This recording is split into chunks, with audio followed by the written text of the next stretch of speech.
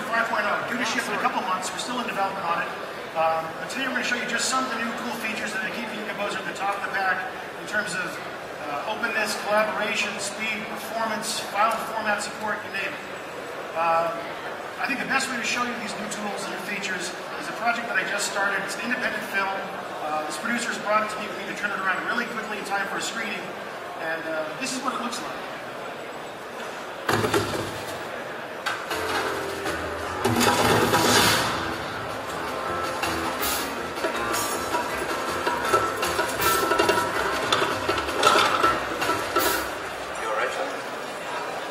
Did you think something happened?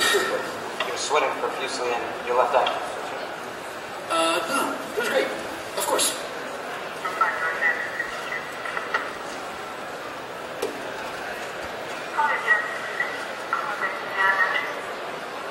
You're intrigued. I can see it in your faces. Let's talk about the first feature that we have. Actually, you just saw it. And that is the new support for Matrox's MX02 Mini. So now if I'm doing mostly file-based workflows like I'm doing here, and maybe I don't have a need for the full I/O capabilities or acceleration you can find in a Mojo DX or a Nitrous DX, for under $500 you can buy the MX02 Mini for your Media Composer with full resolution output, and it's a really great solution, like I said, for file-based workflows like I'm doing here. Now, since this is file-based, what do we shoot on? This project was done primarily on XDCAM HD50. And the way we're going to get that material into the system is to use a feature that Avid introduced last year. That feature is called AMA. It stands for Avid Media Access. This is a revolutionary plugin architecture that allows camera manufacturers to actually write code for Media Composer so that their formats can be accessed directly and instantly inside the system. So, for example, I want to bring in that XDCAM HD material. I have a bin open right here. Just say, link to that AMA volume, link to that XDCAM disk. So to find my XDCAM material, that could be the actual disk itself, or it could be a collection of disks that have been copied to a hard drive like I have here. So I'm going to tell it I want disk number 4. When I choose that, my bin is automatically populated with that material. I'm not importing, I'm not transcoding, I'm not logging and transferring, I'm not rerouting. This is all actual live XDCAM material right within my bin working inside Media Composer. Speed and marker. Okay, so there's my XDCAM material, and I do notice that I might have a problem down the road. It seems they recorded 8 channels of audio with my camera. That's going to be a big mess because I'm going to have to be turning off these tracks over and over again or cutting them out or some clipping. So we'll deal with that problem down the road. I have another more pressing problem I need to take care of. It seems this project was actually started on Final Cut Pro. And in the process, they transcoded some of that XDCAM material to ProRes. So the producer comes to me with a drive full of ProRes media. Now, historically, that would have been a problem. They would have handed this over, and I said, okay, these are all QuickTime movies, they're all ProRes. That's going to mean a long, slow import process into Media Composer. Well, not anymore. Because in Media Composer 5.0, AMA has been expanded to include the QuickTime architecture. So now, just as I did with XDCAM, I can just point to those ProRes files. And as soon as I say choose, there they are in my bin. So there's Apple's ProRes codec right inside Avid Media Composer, live and ready to work. So really cool, right? That's a huge step in the right direction. But it's not just ProRes that we're limited to. A big trend in filmmaking right now is the use of those DSLR cameras like the Canon 7D, the Canon 5D. These are really cool cameras because they're small, obviously they're relatively affordable, they get interchangeable lenses, great pictures. And that's exactly what our filmmakers did. They had a scene they had to shoot in a really tight, confined space, so they wanted to go with the 7D. Well, that records to the H.264 codec, which can be pretty tough to work with.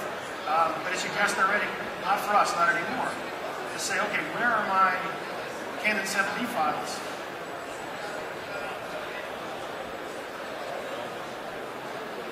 I know. Where are my Canon 7D files? Well, I'll tell you where they're right within my bin. So within that one bin in the same project, I've got XDCAM HD50, I've got ProRes 422, and I've got my Canon 7D, which is of course recorded on the H.264 format. So you can see what a huge time savings this is. This gets me, right out of the gate, I'm thinking more about putting the story together than I am about how to get material into the system. Okay, so I mentioned at the forefront that there was a little problem I wanted to take care of with the XDCAM clips. Looks like they had recorded those 8 tracks of audio. I don't want those anymore. So what I'm going to do is use an old feature that's been brought up to speed a little bit, and that's a feature called autosave. So here's one of my XDCAM clips. see it's got the 8 tracks of audio, but there's nothing on tracks 2 through 8, basically. And it really doesn't matter, because this was a double system setup. I recorded sound separately on a broadcast wave recorder, and here are my broadcast wave files. So that's a 4-track one. It's really like a 2 tracks that I want to keep. So historically what you'd have to do is go through and subclip all those video clips to just the video file, and then sync it with the audio files. As you can imagine, it takes a lot of time. It's a big pain to do. So what I'm going to do is just select all these clips, all these separate video and audio files, and use the auto-sync feature. Now the way auto-sync has been updated, I still have the traditional methods of syncing based on in-point, out-point, source time code, auxiliary time codes, but now I can actually take it a step further by being selective about what audio tracks I want to keep. So let's say I did want to keep one of the audio tracks from the video source as a scratch track. I can say, okay, keep that, keep track 1. In this case, I don't want it at all, it's just garbage, I don't need it. But on the broadcast wave side, I'm going to tell it, keep tracks 1 and 2. So when I do this, not only will it sync them together based on their source time code, it'll strip out those tracks that I don't want. So now I have just what I need.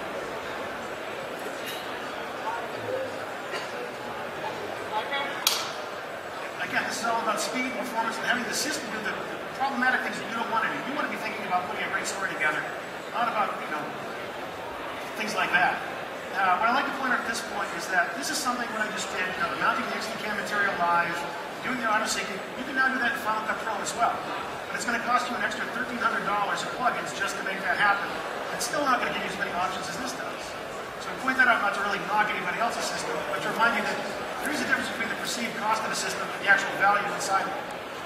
Speaking of value, another feature that our filmmakers wanted to take advantage of was a feature called script sync. I think you're probably familiar with it. I'm going to give you a quick run-through for it. Script sync allows you to take a digital version of your script as well as your source media and sync them together. And the way it works is I just highlight the section of the script that I want to analyze, take the clips that belong in that scene, just drop them right on there, and do the script sync feature. Now, script sync gives me all kinds of options for how it's going to analyze this. What language was it in? This was North American English, we think. Different options for what it ignores and what it reads inside the script. I can even say, listen, ignore everything that's indented less than the lines of dialogue, because I don't care about character names and things like that.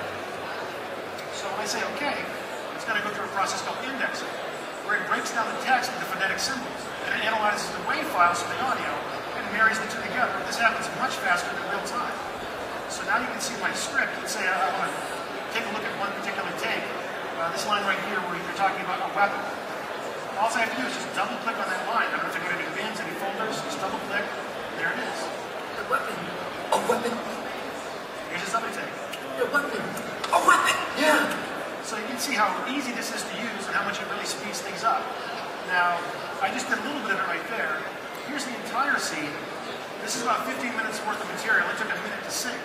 You can see how much faster than real time this is and how much it's really going to get me going in terms of putting the best story together. Now, it's also not just for putting things together. It's a great reference tool to have. You can think of it as like a master bin for your entire story. So let's say I'm sitting down with the director right here. We're going over this part of the scene. Matt, you had a weapon. A weapon, yes. It was a walker, but it was a dangerous walker with projectile tennis balls in it. Okay, so maybe we want to decide, is this really the best take that we could have